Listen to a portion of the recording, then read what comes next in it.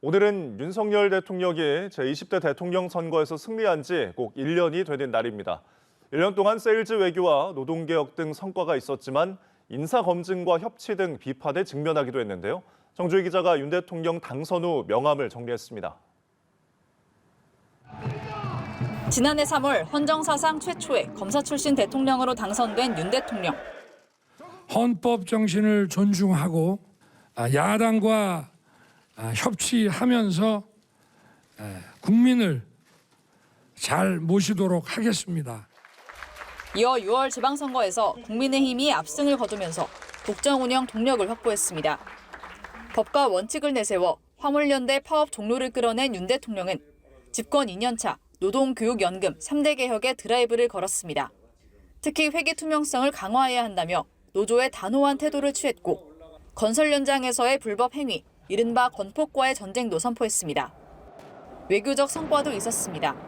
지난 1월 아랍에미리트를 국빈 방문해 300억 불 투자를 약속받았고 UAE 국부펀드에 300억 달러 투자 유치는 UAE가 어느 나라와도 맺지 않은 압도적이고 전례 없는 규모입니다.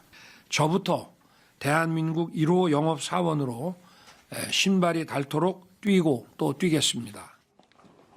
한미 정상회담 등을 통해 한미 동맹 강화와 함께 북한의 안보 위협에 대응한 미국의 확장 억제 실행력을 강화하기로 합의했습니다.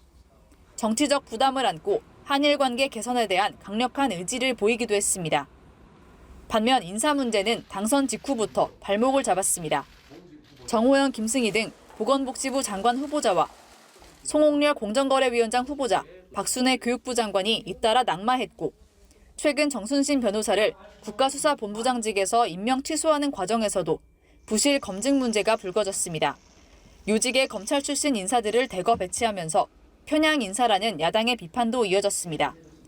용산시대의 상징인 출근길 문답은 100일 넘게 중단된 상태이고 그 도 스태핑 때문에 지지가 떨어진다고 당장 그만두라는 분들이 많이 계셨습니다만은 그거는 제가 용산으로 그 대통령실을 옮긴 가장 중요한 이유이고 여소야대 전국에서 검찰 수사를 받는 민주당 이재명 대표와 회동이 이뤄지지 않는 등 대야 관계에서도 협치는 쉽지 않은 과제입니다. 국민의힘 이준석 전 대표 징계 사태로 불거진 당무 개입 논란은 최근 전당대회 과정에서 나경원 전 의원과 안철수 의원과의 갈등 표출로 재점화되기도 했습니다. 고금리 고물가로 어려움을 겪는 민생경제 문제 해결도 윤 대통령의 과제로 꼽힙니다. 따라서 윤 대통령은 당선 1주년 자축 대신 민생 행보에 집중한다는 계획입니다. 연합뉴스TV 정주희입니다.